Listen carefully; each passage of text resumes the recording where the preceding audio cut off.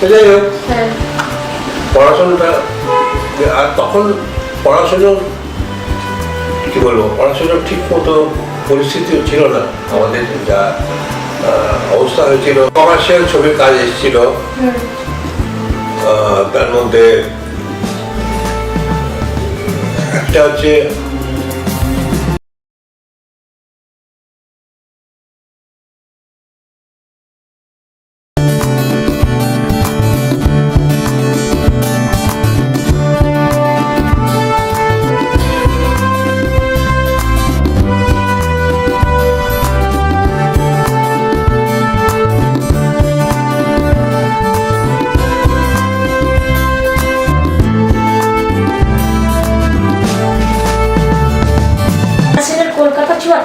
সেখানে কি নকশা ছিল না, যেটার জন্য আমাকে ডেকেছিলেন মৃণালদা, তখন যে ছবিটা করছিলেন সেটা ছিল এক আধুনিক, সেটা অন্য গল্প, তাতে আমি করিনি। না করার কারণটা না, তাতে আমি করিনি, আমাদের ডেকেছিলেন ডাকবার জন্য। আমার মানিকবাবু জিজ্ঞেস করেন, আমি মানিকবাবু যখন অফারটা পেলাম মৃণালবাবুর কাছ থেকে, আমি মানিকবাবুকে মানে সত্যজিৎ বাবুকে বললাম যে এরকম ব্যাপার, উনি ডাকছেন, কি করবো? ও তো যে ছবিটা করছে তাতে তোমাকে মানার কথা নয়, আমার মনে হয় তোমায় নেবে না। তাহলে তুমি কথা বলছো বলো, তবে যা চরিত্র সে তোমায় মানায় না। সত্যি তাই, মানায়নি। উনি আমাকে বলেন ওটা অ্যাকচুয়াল কিসের চরিত্র ছিল? এই কাহিনী কাহিনী মেন চরিত্রই, কিন্তু একদম অন্য একটা অন্যরকম জিনিস, যেটা আমার গেটারের সঙ্গে যায় না। তখন অজয় কর কালো রাস্তা সাদা বাড়ি বলে একটা গল্প কিনলেন, করবেন বলে, তখন সেটার জন্য কনসেন্ট্রেট করলাম, কারণ ডাক পেলাম। যাই হোক, তার কিছুদিন পর উনি কলকাতায় একাত্তর করলেন, ইন্টারভিউ তখন শেষ হয়েছে, কলকাতা একাত্তর শুরু হবে, তখন উনি কলকাতা একাত্তরের জন্য আমাকে রেঞ্জে তখন ওনার বাড়িতে, তখন লেক টেম্পল না, তখন উনি ওই পিয়ার গলিটা ওইখানে থাকতেন, বাড়িতে ছিলেন। বললেন যে এই চরিত্রটা তোমায় করতে হবে, কলকাতা একাত্তর, একটা নকশাল ছেলে যাকে গুলি করে মারা হয়েছে, পুলিশ ছেড়ে দিয়েছে, যে যা পালিয়ে যা বলে পাড়াতে গেছে, গুলি করে বেরিয়ে দিয়েছে, মরে পড়ে আছে, তার ডেড বডি থেকে জুম আউট করে ছবিটা শুরু হচ্ছে। মাঝে মাঝে ছবি দিতে এসে সে বলছে যে বঞ্চনার কথা, ইতিহাসের কথা, এইসবের উপর তার শ্লোক ইয়েটি আছে। না, আমি মানে অন স্ক্রিন মাঝে মাঝে বলছি আর কি, পুরো ছবিটা জুড়েই একটা সূত্রধারের মতো চরিত্র। তাহলে সেটা করলাম, সেটা একটা টার্নিং পয়েন্ট আমার জীবনে, খুব এই কারণে যে সেই ছবিটা ইয়েতে কি বলে, আমাদের ভেনিস ফিল্ম ফেস্টিভ্যালে ইনভিটেশন পেয়েছিল। মৃণালদা বললেন যে তোমাদের দুজনকে, তোমাকে এবং রঞ্জিত মল্লিককে ইনভাইট করা আছে, তোমরা যদি চাও তো ভেনিসে যেতে পারো। আচ্ছা, যাওয়া আসা খরচ খরচা তোমার নিজের, তুমি যদি জোগাড় করতে পারো। ওখানে থাকা খাওয়া এগুলো সব ফেস্টিভ্যাল কমিটি করে, তো এখানে থেকে তোমার যাওয়াটা তোমায় করতে হবে। আমার পিসি থাকতেন বেলজিয়ামে, পিসি বিয়ে করেছেন বেলজিয়াম লোক। তা আমি বললাম এটা সুযোগ পড়ে, যাবো, পিসির বাড়িও ঘোরা হবে, পিসির বাড়িও যাওয়া যাবে। আর বাবা মত দিলে তো যাই হোক, টাকা করে জোগাড় হয়ে গেল, অসুবিধা হলো না। আমি বললাম যাবো। সে তখন আমার একটা নতুন অভিজ্ঞতা হলো যে ইন্টারন্যাশনাল ফিল্ম কিভাবে হয়, কত বড় উৎসব হতে পারে, তার একটা আন্দাজ হয়ে গেল। এবং সেখানে এলেন চার্লি চ্যাপলিন। দেখেছি, মানে সে সেগুলো অনেক কাহিনী, যাই হোক কাহিনীর মধ্যে একটা স্পেশাল যে শো করা হয়েছিল, যাতে শুধু ডিরেক্টররা ইনভাইটেড, আর্টিস্টরা দেওয়া। আচ্ছা শোয়ের পর ডিনারে চাকরি উপস্থিত থাকবে, ইন্টারভিউ প্রেসিডেন্টের স্ত্রী তাকে স্টপ করবেন, আর অতিথিদের সঙ্গে কথাবার্তা বলবেন এরকম। আমি তো তাকে চান্স পাব, মানে যাওয়া ডুববো কি করে তাই ভাবছি। তা বললেন যে ঠিক আছে তোমার বলে একজন ভদ্রমহিলা ছিলেন, ওখানে কাজকর্ম করতে মানে কমিটিরই লোকজন। তিনি বললেন আমি তোমার ব্যবস্থা করে দেবো, তুমি পেছনে গেট দিয়ে ঢুকবো, তোমার কি টেনশন দাঁড়িয়ে অবস্থা হয়, আমি তোমার ডেকে নেবো।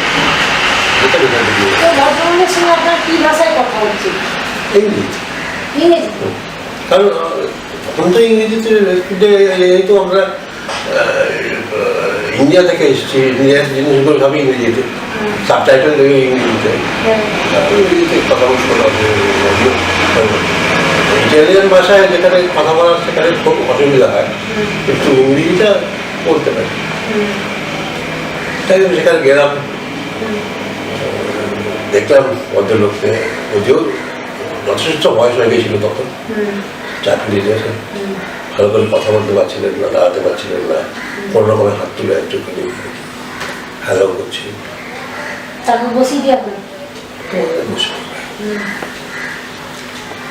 সে একটা বড় চান্স পেলাম। তারপর অবশ্যই ফেস্টিভ্যাল কমিটি থেকে বেরিয়ে আমি ওয়ার্ল্ড ট্যুর করেছিলাম, পিসির কাছে পেয়েছিলাম, এবং তখন অনেক বন্ধুবান্ধব হয়ে গেছিলো। বন্ধুবান্ধব মানে জার্মানি থেকে একজন মহিলা এসেছিলেন, মানে সাংবাদিক, রেনাটা অ্যান্টনি বলে, উনি বাবার সঙ্গে কথা বলতে এসেছিলেন। যাওয়ার সময় উনি বললেন যে জার্মানিতে নেমন্তন্ন করেছিল ওর বাড়িতে, যদি যাই ইউরোপে কোথাও কখনো যাবে। তো আপনার বাবাও গেছিলেন ভেনিসে? বাবা জানেন? বাবার সঙ্গে এখানে ইন্ডিয়ায় দেখা আছে, ওই ভদ্রমহিলা এসেছিলেন। এইরকম সব হয়েছিল আর কি। তা তো ওয়ার্ল্ড ট্যুর যে করলেন তার খরচ কে, মানে তার প্রডিউসার কি বাবা আপনার নিজের? হ্যাঁ, নিজের বাবা মানে জোগাড় করতে হয়েছিল। তো তারপর আমি কিছু কিছু ছবি কাজ পেলাম, তা থেকে আমিও কিছু টাকা করতে পেরেছিলাম। টিকিটটা বাবা ব্যবস্থা করে দিয়েছিলেন। তারপর বাদ বাকি খরচ বা কিছু তো সঙ্গে টাকা রাখতেই হয়, যদিও ওখানে তো খরচ নেই, তবুও ডলার সঙ্গে রাখা ইত্যাদি, সেই এক্সট্রাগুলো খরচা হয়েছিল সেগুলো আমি নিজেই। তখন আমার বয়স কত? 72 ধরুন। 54 থেকে 72, 74 খুব অল্প বয়সে ওয়ার্ল্ড ট্যুর। তো তখন তো এত ক্যামেরা বা মোবাইলের ক্যামেরা তো প্রশ্নই ওঠে না, আসেনি। তো সেসব ছবি কিছু আছে? হ্যাঁ, ফেস্টিভ্যাল কমিটি ছবি তুলেছিল, সেগুলো ছিল। ফেস্টিভ্যাল ভেনিসে দাঁড়িয়ে যখন অফিসার নিচ্ছি, সব ছবি black and white. Mrinal Sen আপনাদের সঙ্গে জাননি? হ্যাঁ, উনি ছিলেন। উনি আর আমি একই ঘরে ছিলাম। একই ঘরে ছিলেন? মৃণাল সেনের সঙ্গে রুম শেয়ার করেছেন তাহলে? কারণ সেটাতে রঞ্জিত যেতে পারে, যায়নি, ওর বাড়ির অভাব ছিল এইসব বিদেশে যাওয়াটা। তখন খুব কনজারভেটিভ বাড়ি, তো ওর বাবা যেতে দেয়। আমি আর মৃণালই গিয়েছিলাম শুনে।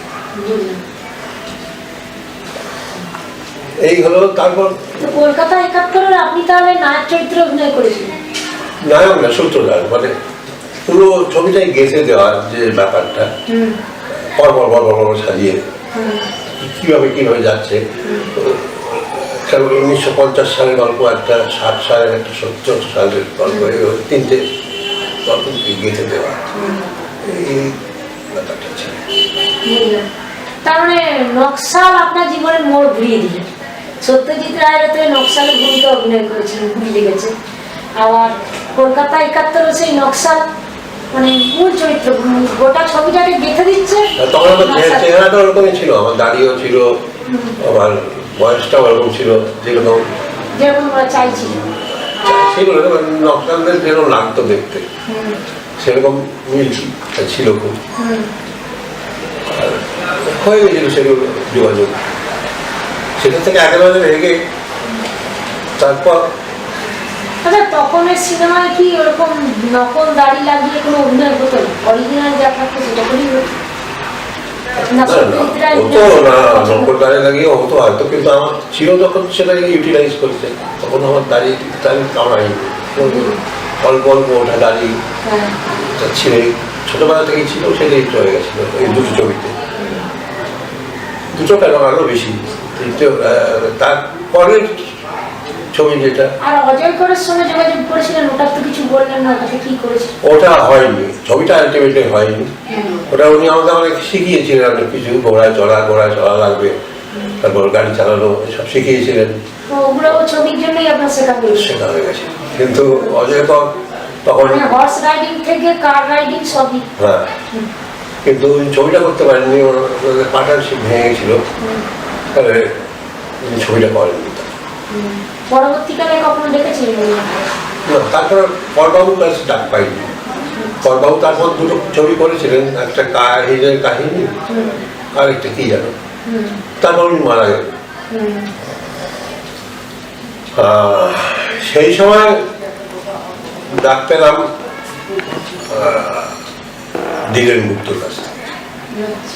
দীনেন গুপ্ত যখন একটা ছবি করছেন আইরা গল্প অবলম্বন করে, মর্জিনা আবদাল্লাহ,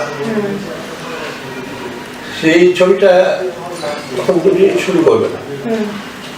ওনার প্রডিউসার ছিলেন ভারত সাহেব চাঁদ বাহাদুর রানা, ওনার অফিসে ডেকে পাঠালেন যে একবার আসলে তো তোমাকে দেখতে চেয়েছি। আচ্ছা, জন বাহাদুর রানার কিসের বিজনেস ছিল? নিজের সিনেমায় টাকা ইনভেস্ট করছিলেন? অনেক রকম নানা রকম বিজনেস ছিল, মানে রয়্যাল ফ্যামিলি নেপালে অনেক বড় বড় টাকা পয়সা লাগানো, তখন পরপর অনেক ছবি করেছিল। তা ওর সঙ্গে কাজ করার একটা সুযোগ হলো, তখন উনি ডাকলেন আমাকে। অনেক লোক খুব করলো যে উনি আমাকে হোসেনের চরিত্রটার জন্য নির্বাচন করলেন, তিনি নাও বললেন, কিন্তু সবাই গুলো খুঁজছেন সেটা একটা কিরকম একটা চরিত্র, রোমান্টিক বলে, কিন্তু আগে যে আলী বাবা হয়েছিল তাতে হোসেনের চরিত্রটা খুব ভালোভাবে ডেভেলপ ছিল, তো ওই চরিত্রটা করার জন্য তা আমি নিজেকে বললাম যে লোকজনের বলছে, লোকের কথা বাদ দাও, আমি একদম নতুনভাবে জিনিসটাকে করছি, ছবিটাকে করছি, আর হোসেন মেন রোমান্টিক লিড হবে এই ছবির, আবদাল্লাহ তো সেই জায়গাটা যাবে না যেটা তুমি পাবে। তাই আমি বলছি তুমি আমার কথা শোনো, করো, তবে একটা অন্যরকম ফল পাবে। আমি বলছি যা করবো নিশ্চয়ই করবো। তারপর তো হলো, সেই ছবিও হলো, সুপার ডুপার হিট করলো, এবং তার গান বাজি কবি না একবারে। আর মারঝাড়ু মার মর্জিনা হেঁটিয়ে কি দেখো, এটা কি? এটা ওই একই ছবি, একই ছবি। ওটাও তো খুব হিট গান, কারণ আমার মাকে আমি গাইতে শুনেছি। আমি বললাম এটা কোন গান গাইছেন? গাইছে, বললো মর্জিনা আবদুল্লাহ। মর্জিনা আবদুল্লাহ গানগুলো সব হিট করেছিল, সলিল চৌধুরীর মিউজিক ছিল। আর আমি বাদশা বনেছি তুই বেগম হয়েছিস, বেশ হয়েছে বেশ হয়েছে, আর তবে তোর ল্যাজটা কেটে দিই। এবারে তুই বেগম হবি, ওটা পুরনো আলী বাবা গান, পুরনো আলী বাবা। আর এটা নতুন মর্জিনা আবদুল্লাহ। পুরনো একটা আলী বাবা হয়েছিল যেটা মধু বসু, সাধনা বসু ওরা করেছিল, ওটার গান। আর এটা হচ্ছে মর্জিনা আবদুল্লাহ নাম দিয়ে হয়েছিল। তো এটাতে কোনো গাধার ব্যাপার ছিল কি? গাধা তো থাকবেই, আলী বাবা গল্প মানে গাধা থাকবে, আর গাধার ওই গাধাগুলো নিয়ে কি কোনো বিশেষ অভিজ্ঞতা আপনার আছে সিনেমা সম্পর্কে? গাধাগুলো নিয়ে কিছু না, গাধাগুলো থাকতো ইন্দ্রপুরের স্টুডিওতেই রাখা থাকতো। যখন যখন দরকার থাকে নেওয়া হতো, তখন মোটামুটি আগের যত্নেই ছিল। তারপর করুন অবস্থা দেখেছি গাধাগুলো, যখন শুটিং শেষ হয়ে গেল আর কেউ গাধাগুলো পৌঁছেও না, সে গাধাগুলো প্রায় মৃত, প্রায় হারা গিয়েছিল প্রায় সেরকম। তখন শুটিং শেষ হয়ে গেল, তখন ঘুরে বেড়াতে হবে। আচ্ছা আপনি বলুন, এখন মানে তখন তো আপনার 78 বলছি 18 বছর বয়স, যখন কলকাতা 71 হলো, হ্যাঁ, তো তখন পড়াশোনা, তখন তো কলেজে পড়ার বয়স। কলেজে পড়াটা হলো না ঠিক মনে করেছে হলো না? ওই রবীন্দ্রভারতীতে ভর্তি হয়েছিলাম 1971-এ, আমি হায়ার সেকেন্ডারিতে। 71-এই ভর্তি হয়েছিলাম রবীন্দ্রভারতীতে, ড্রামায় অনার্স নিয়ে, নাটকের অনার্স নিয়ে। ফার্স্ট ইয়ারে পরীক্ষা দিয়েছিলাম, কিন্তু তারপর আর দেওয়া হয়নি। একের পর এত ছবি আসতে লাগলো, মানে পরপর। তো এটাতে বাবা খুশি না পড়াশোনাটা হলো না বলে কিছুটা মনক্ষুণ্ণ ছিল? বাবা চাইছিলেন যাতে আমি শেষ করি, অন্তত গ্র্যাজুয়েট অব্দি হই, কিন্তু সেটা হলো না। আপনি কি বাবা মার একটাই ছেলে, আর কোনো ভাই বোন নেই?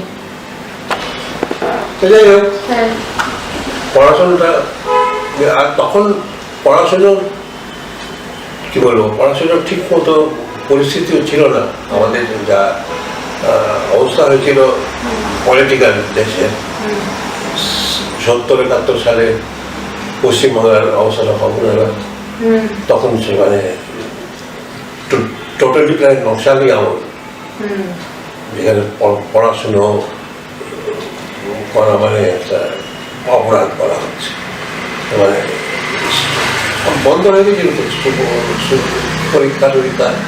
আমি যখন হাই সেকেন্ডারি দিই, সেবার সব অ্যাটাক করবে বলেছিল, পরীক্ষা হলে গার্জেনদের গিয়ে গার্ড দিতে হয়েছিল যাতে ডিস্টার্বেন্স। আচ্ছা, সেই সময় কি সিদ্ধার্থ শঙ্কর রায় ছিলেন মুখ্যমন্ত্রী, যিনি নকশালদের পরে সিদ্ধার্থ রায় যখন এলেন, তারপরে ওটা আস্তে আস্তে ঠিক হলো। ওটা যাই হোক সাপ্রেসড হয়ে গেল। আচ্ছা এবার বলুন, এরপর কোন সিনেমায় অনেক জায়গা থেকে ডাক পেতে লাগলো? তার মধ্যে খুব বড় ডাকের মধ্যে দুটো হচ্ছে, একটা হচ্ছে অবরুদ্ধের ছবি, বিভূতি লাহা, যিনি মেকার উত্তম সুচিত্রা, বিভূতি লাহা, তিনি ডাকলেন সেদিন দুজনে বলে একটা ছবি করলেন, তার নায়কের ভূমিকায় অভিনয়ের জন্য।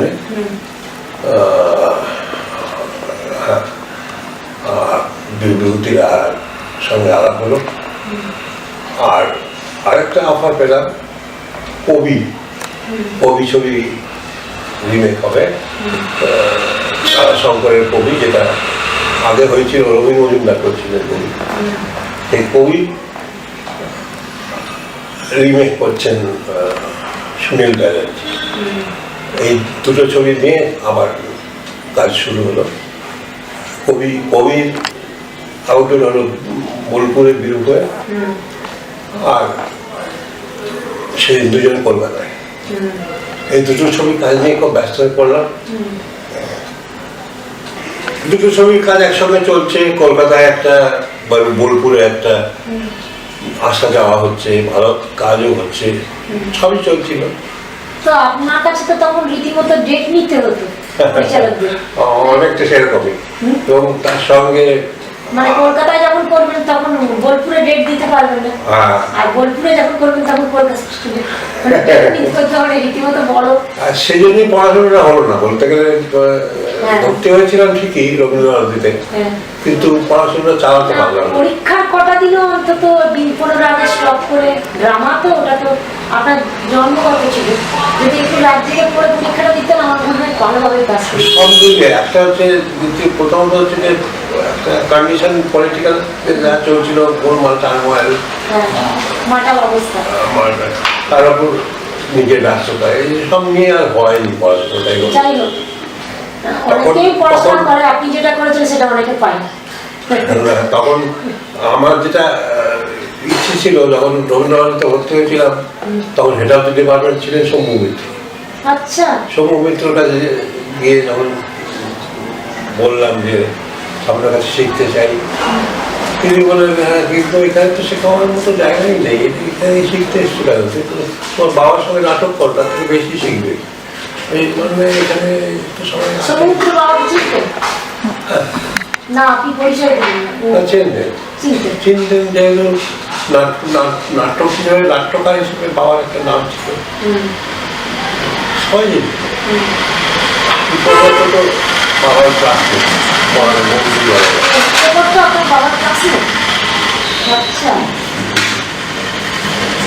এরকম অনেকেই অনেকের সঙ্গে বাবার পরিচয় ছিল। বাবা নিজেরও নাটক নিয়ে চর্চাটা বাবাকে পপুলার করেছিল, অনেকেই জানতেন।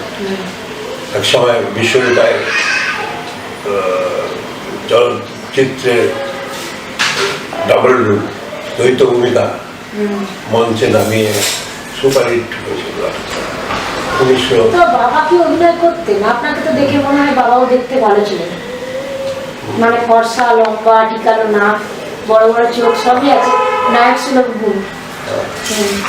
বাবা গায়ক করেননি, বেশি ভিলেন টাইপের রোল করতেন, অনেকটা উপজাতের মতো নাকি?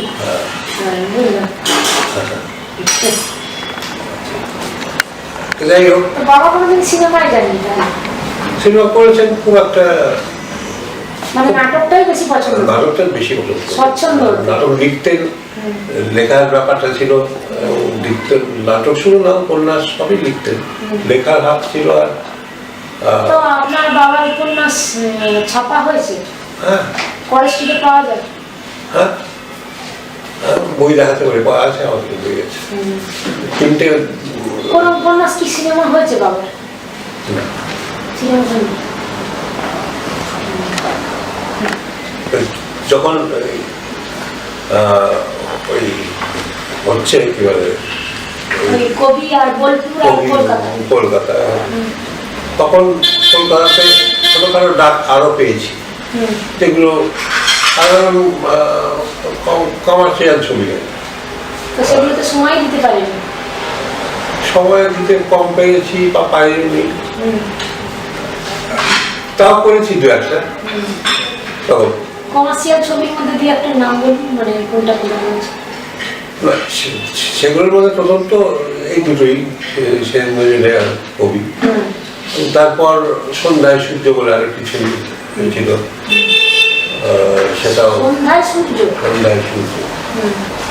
এগুলো পরিচালক কে ছিলেন আর প্রডিউসার কে?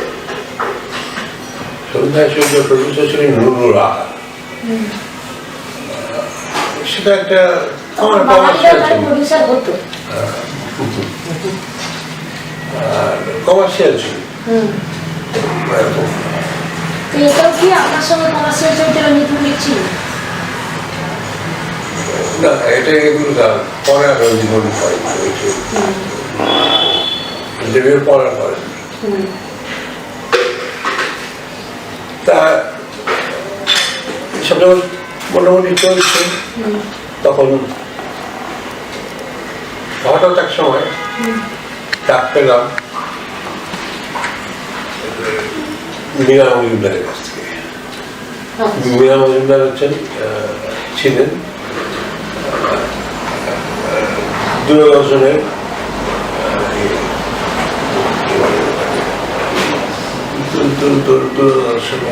পরিচালক ঠিক বলবো না, পরিচালক মন্ডলী, মানে প্রধান যিনি, চিফ অফ দ্য স্টাফ, উনি আপনাকে ডাকলেন।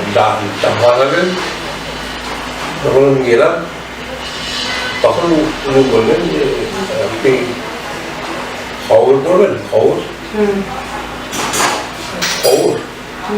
জানি না কিরকম বলিনি, তখন আমার ওই কথা নেই, আমার তো ওই কথা নেই। খবর আমি তার আগে দূরদর্শনের একটা অনুষ্ঠান করেছিলাম ছোটখাটো, মানে সাংস্কৃতিক পরিক্রমা।